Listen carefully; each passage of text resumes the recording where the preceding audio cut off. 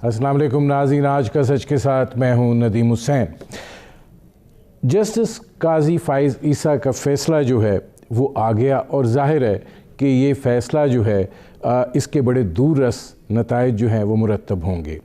लेकिन देखने की बात यह है कि इस फ़ैसले के आने के बाद जो है बहुत से सवालात जो हैं उन्होंने जन्म लिया है, क्योंकि ये बात कही गई जिस चीज़ के लिए उन्होंने नज़र-ए-सानी की दरख्वास्त दायर की थी कि FBR की तहकीकात हैं, रिपोर्ट है और दीगर इक़दामात जो हैं उनको चैलेंज किया गया था, वो सब के सब जो है वो गैर कानूनी करार दे दिए गए। और उसके साथ साथ ये भी कहा गया कि सुप्रीम जुडिशल काउंसिल समेत किसी फोरम पे भी उनके ख़िलाफ़ जो है वो कार्रवाई नहीं हो सकती है।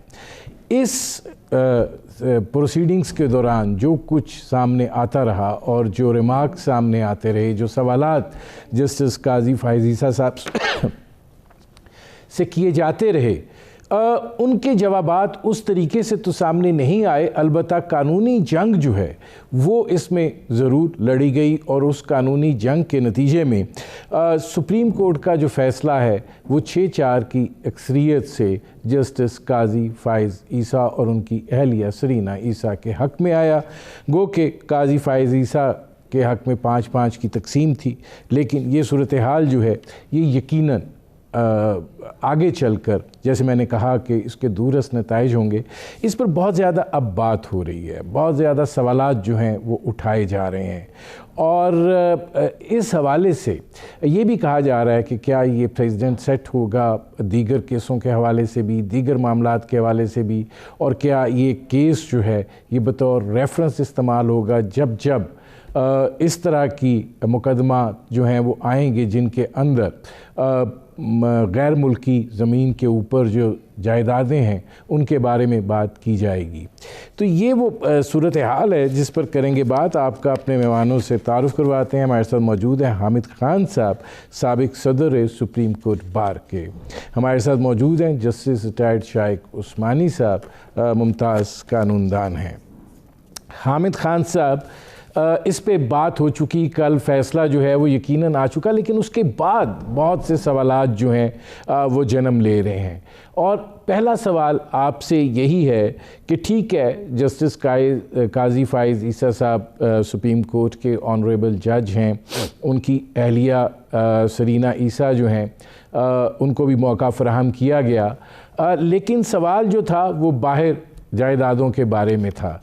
लेकिन कानूनी लड़ाई लड़ने के बाद आप क्या समझते हैं कि ये सिलसिला जो है ये एक सेट पैटर्न होगा इस नौइयत के दीगर मुकदमात के हवाले से भी?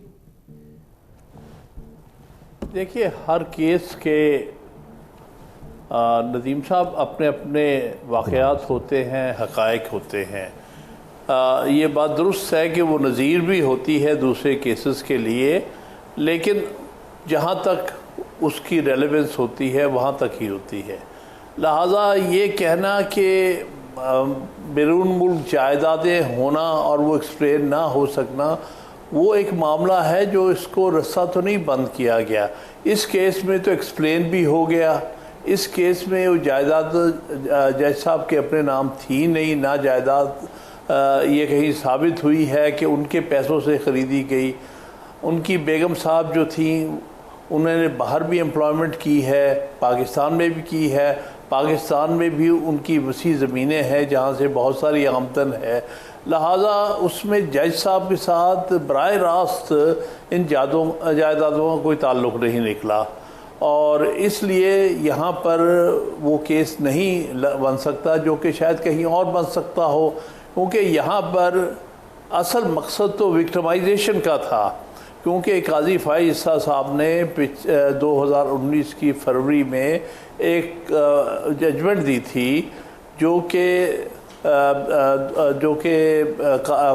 फैज़ाबाद धरने से मुतल्लिक़ा थी, और उस पर उन्होंने रिमार्क्स दिए थे कि ये जिस तरह धरना बिठाया गया, फिर उठाया गया, फिर बावर्दी लोग जो हैं देखे गए कि वो पैसे दे के लोगों को उठा रहे हैं, ये सारी चीज़ ये बताती है कि कुछ लोग जो कि फ़ौज के में मुख्तलिफ़ पोजीशंस में थे, उन्होंने सियासी अमल में हिस्सा लिया, जिसके बारे में उन्होंने ये बड़ा कहा कि ये उनकी ओथ के मुताबिक नहीं है। नहीं हामिद खान साहब, बात आप कह रहे हैं ठीक है, उस वक्त हुकूमत ने भी मदद जो है वो मांगी थी, लेकिन प्रॉब्लम ये आता है कि जब इस नौइयत का कोई केस आ जाता है, वो तो जस्टिस काजी फाइज ईसा थे, जाहिर है ख़ुद भी जज थे और उनको उनकी अहलिया ने जो मौका मांगा उनको फराहम भी किया गया, लेकिन यही आर्गूमेंट जो है जब दीगर इस तरह के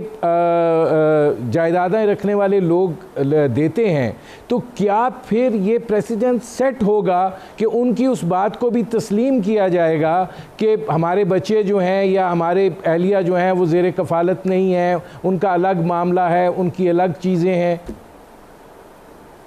अगर वो ये वाक़यात बयान कर सके, उसका एविडेंस ला सके, तो क्यों नहीं होगा।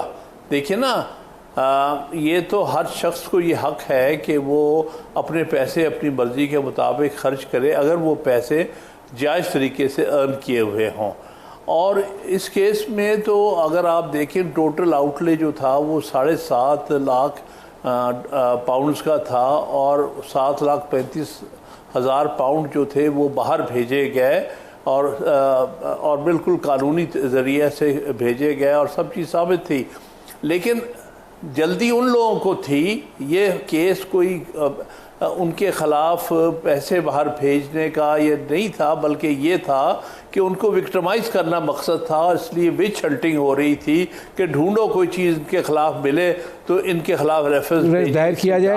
मैं हामिद खान साहब आता हूँ। आज़ाद जी, मैं हामिद खान साहब आता हूँ। जज है। असल बात देखिए ना, असल बात तो समझिएगा ना, ये तो एक उसके शाखसाने हैं। जी अच्छा, अब इसमें जस्टिस शाइक उस्मानी साहब ये फरमाइएगा कि आप क्या किस तरीके से इसको देखते हैं कि चूँकि अब ये सवाल किए जा रहे हैं, जब ये मामला जो था चल रहा था और उसके ऊपर अब जो बात सामने आ रही है वो ये भी है कि फैज़ाबाद धरने पर जो कुछ भी हुआ वो जो उस वक़्त की हुकूमत थी उसकी दरख्वास्त के ऊपर किया गया। जो ये हामिद खान साहब बात कर रहे हैं कि ये विक्टिमाइजेशन के तनाजुर में देखा जाए, आप समझते हैं ऐसी सूरत हाल है? देखिए, मैं तो इसको समझता हूँ कि सिर्फ कानूनी पहलू से देखता हूँ इस केस को। और जब ये रेफरेंस फाइल हुआ था काजी फाइज ईसा के खिलाफ, तो वो उसमें जब सुप्रीम कोर्ट के पास गया केस, तो सुप्रीम कोर्ट ने ये होल्ड किया कि ये बदनीयती तो नहीं कहा, लेकिन उन्होंने ये यकीनी कहा कि ये जो था प्रेसिडेंट साहब ने जो है अपना माइंड अप्लाई नहीं किया जब उनके पास एडवाइस आई थी रेफरेंस भेजने की। यानी एक किस्म का बदनीयती का लफ्ज तो नहीं किया, लेकिन बदनीयती हो गई है किस्म की। तो जब इस बेसिस पर वो सुप्रीम कोर्ट ने जो रेफरेंस था वो क्वाश कर दिया, खत्म कर दिया। सुप्रीम कोर्ट को वहां हाथ रोक लेना चाहिए था, उसके आगे नहीं जाना चाहिए था उनको, क्योंकि उनका काम तो मकसद सिर्फ था उस रेफरेंस को देखना था कि वो सही है कि नहीं सही। लेकिन सुप्रीम कोर्ट एक स्टेप आगे चली गई और सुप्रीम कोर्ट ने ये कहा कि ये भेज दिया जाए फेडरल FBI के पास, इन्वेस्टिगेट करें और जो वो फाइंडिंग्स उनकी होंगी वो फिर आगे बढ़ाई जाएं, सुप्रीम जुडिशल काउंसिल के पास से शेयर की जाएं। तो ये कहना नहीं चाहिए था उनको, क्योंकि ये उनकी जुरिस्डिक्शन नहीं बनती थी। बासूरत इसकी वजह से एक रिव्यू जो सुप्रीम कोर्ट में होती है डिसीजन की, सिर्फ रिव्यू उस चीज़ पे कर सकते हैं जो कि कानूनी तौर पर गलत हो और जो साफ नजर आ रहा हो कि कानूनी तौर पे गलत था। मेरे ख्याल में हामिद खान साहब इसको बेहतर जानते हैं, उनकी तरफ से रिव्यू फाइल हुई थी और वो जब ये रिव्यू फाइल हुई तो ये मेरे ख्याल में जो फैसला आया है ये तो सही था, क्योंकि वो सुप्रीम कोर्ट की जुरिस्डिक्शन नहीं बनती थी कि FBI को वो कुछ कहें कि ये आप करें। और अगर FBI ने कुछ कर दिया और वो चूंकि सुप्रीम कोर्ट ने अब ये कह दिया कि वो गलत था उनका करना, तो उस सूरत में जो भी उन्होंने किया FBI ने, उससे कोई आगे कार्रवाई नहीं हो सकती। ये कानूनी चीज है।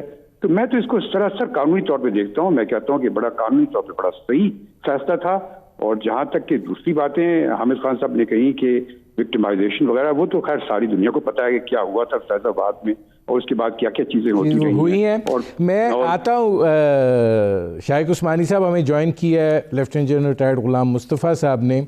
जनरल साहब, आपने शाइक उस्मानी साहब की बात भी सुनी, हामिद खान साहब की बात भी सुनी, और ये तासुर जो है कि ये विच हंटिंग है, क्या कहेंगे आप इसको?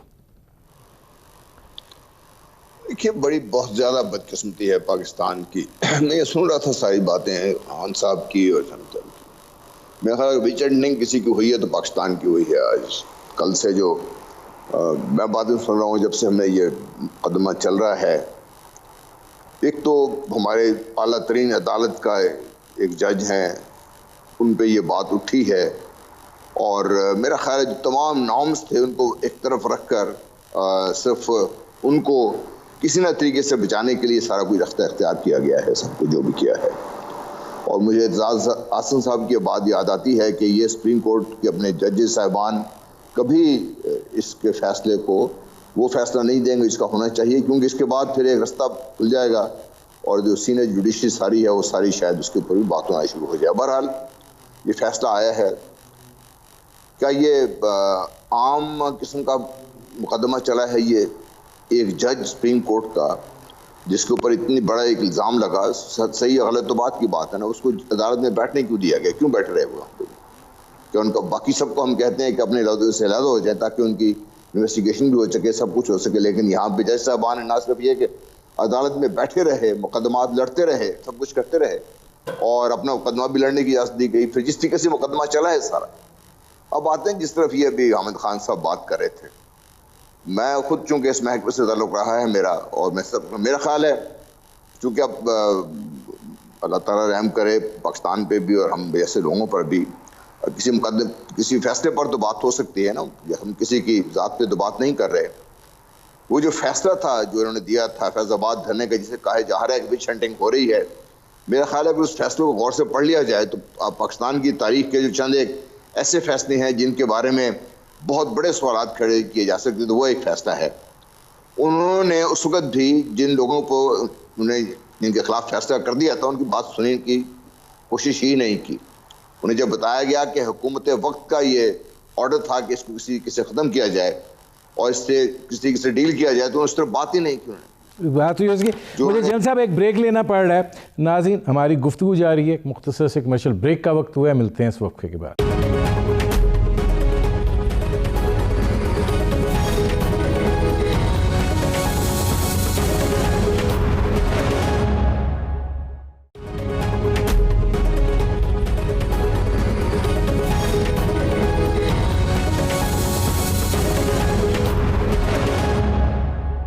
Welcome back. हामिद खान साहब, ये फरमाइएगा कि अब ये जो सूरत हाल है इस पे तो बहस फिर आगे बहुत जा सकती है, लेकिन एक चीज़ मैं आपसे ज़रूर ये पूछना चाहता हूँ कि ये रेफरेंस चूँकि सदर साहब की तरफ से भिजवाया गया था, तो क्या कानूनी कनोटेशन सदर साहब पे आती हैं?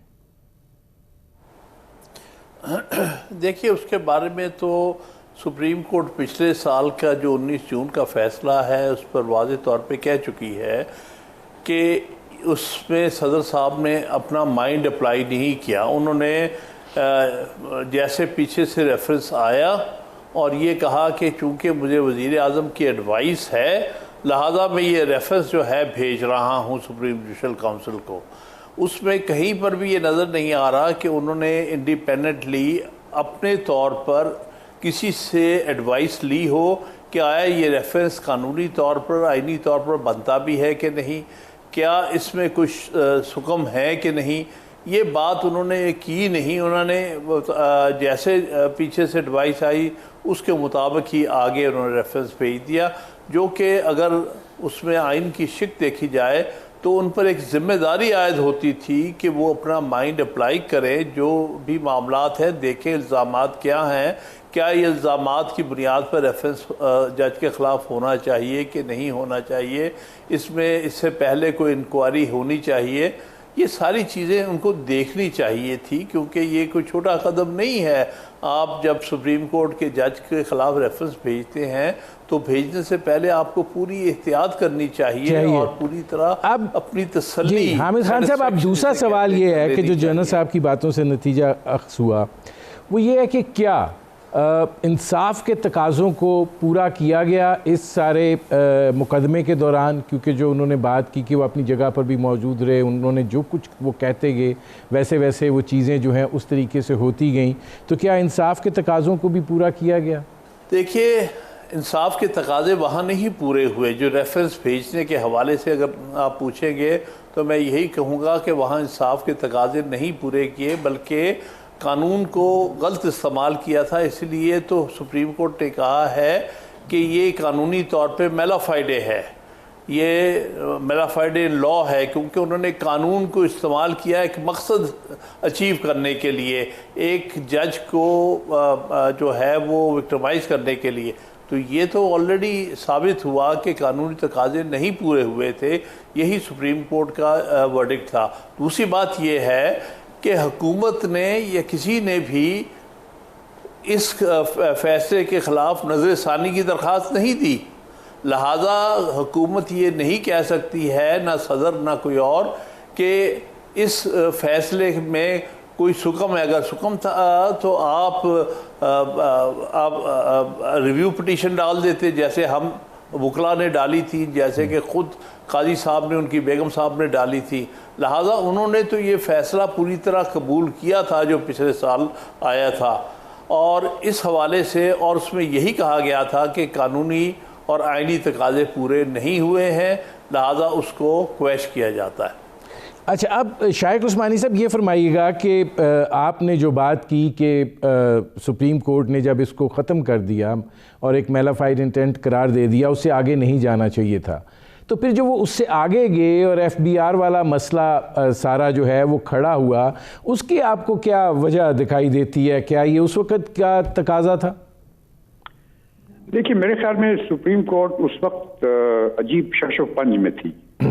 एक तरफ तो प्रेसिडेंट साहब की तरफ से एक रेफरेंस आया था, बहुत कम ऐसा होता है कि प्रेसिडेंट साहब रेफरेंस भेजें, हुकूमत की तरफ से एक रेफरेंस आया था, और दूसरी तरफ ये था कि उनकी नज़र में ये बनता केस नहीं था सुप्रीम जुडिशल काउंसिल के लिए। तो उन्होंने एक वाई मीडिया, सुप्रीम कोर्ट अक्सर ये करती है कि सुप्रीम कोर्ट चूँकि सबसे हाईएस्ट कोर्ट है, तो वो कई दफ़ा ऐसा होता है कि सुप्रीम कोर्ट कोई वाई मीडिया ढूंढती है।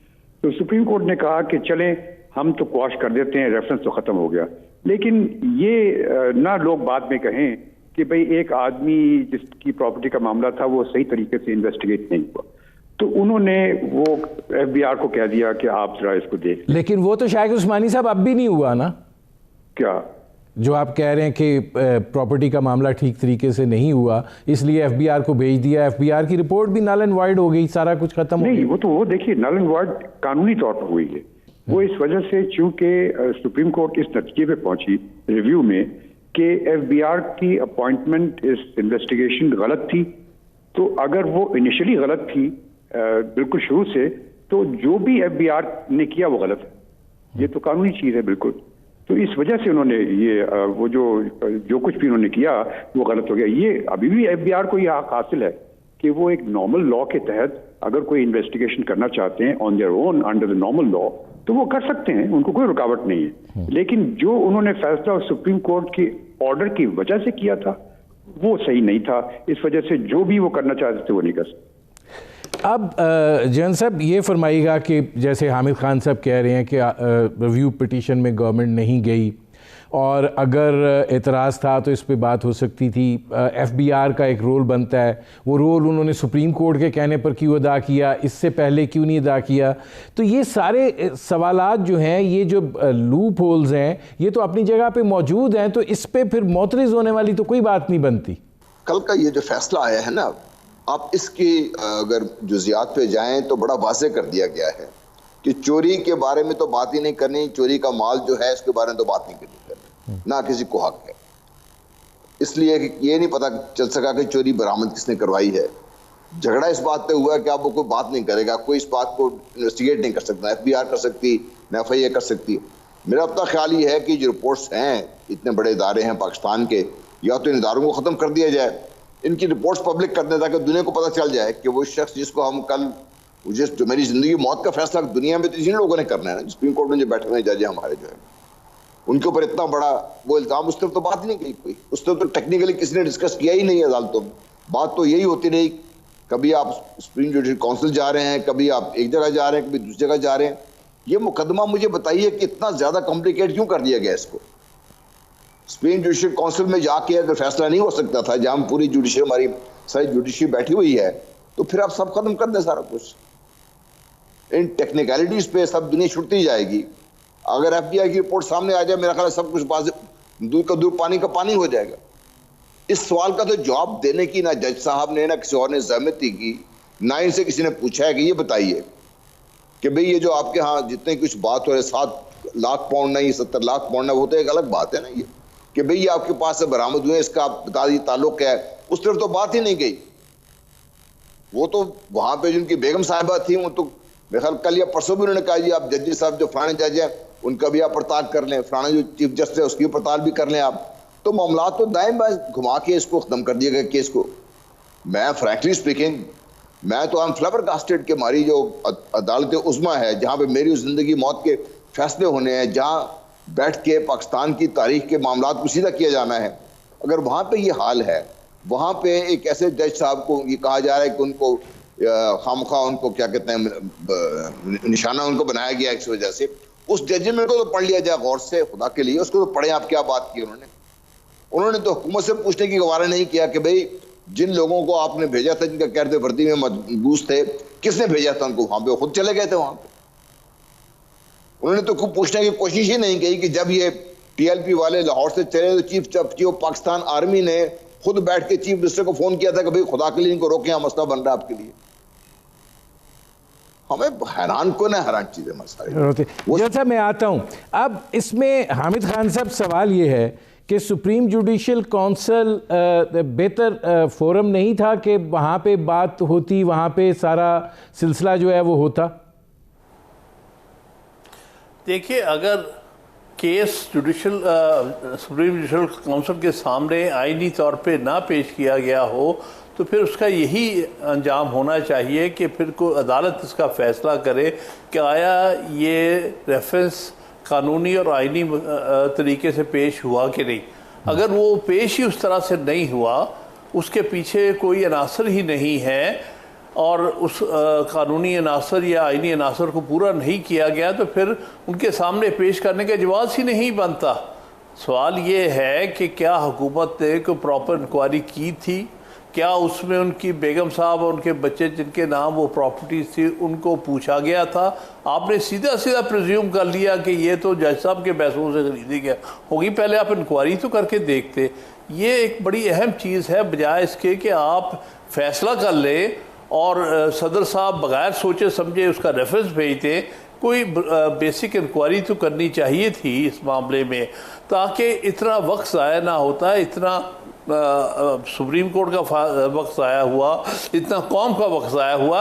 इसमें बुनियादी हुक्म ये था कि उन्होंने बग़ैर मुनासिब इंक्वायरी किए आइन की जो एक बड़ी ज़रूरी एक रिक्वायरमेंट थी उसको पूरा किए बगैर एक रेफरेंस भेज दिया और सारी कौम के सामने ये बात उड़ा दी कि जी फ़लाँ जज को हमने पकड़ लिया है और ये देख ले वो देख ले, और तरह तरह के चैनल्स के ऊपर इनके जो थे नुमाइंदे आने लग गए और आके जज साहब के बारे में ऐसा गलत एक तासुर फैलाने की कोशिश की, जिससे ना सिर्फ वो जज साहब बल्कि सारी सुप्रीम कोर्ट बतौर अदारे के भी उन पर भी असर हुआ है।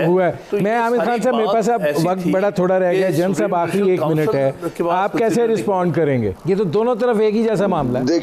देखिए टेक्निकलिटीज एक तरफ छोड़ दीजिए, मैं ये समझता हूँ कि पाकिस्तान में इंसाफ का खून हुआ है। मैं तो कहूँगा कि ये मैं I don't agree with general साहब एट ऑल। मैं तो कहता हूँ कि ये बिल्कुल सही फैसला हुआ है और इससे हमारी कोर्ट्स की इज्जत बढ़ी है, कम प्रोटेक्शन उनको मिली है ताकि वो सही फैसले कर सकें। मेरे प्रोग्राम का वक्त ख़त्म हो रहा है। बहुत शुक्रिया हामिद खान साहब, बहुत शुक्रिया शाइक उस्मानी साहब, बहुत शुक्रिया जनरल रिटायर्ड गुलाम मुस्तफ़ा साहब। नाज़रीन, आपने हमारे पैनल के शुरका की गुफ्तगू सुनी। अब तक के लिए इतना ही, इजाज़त दीजिए, अल्लाह हाफ़िज़।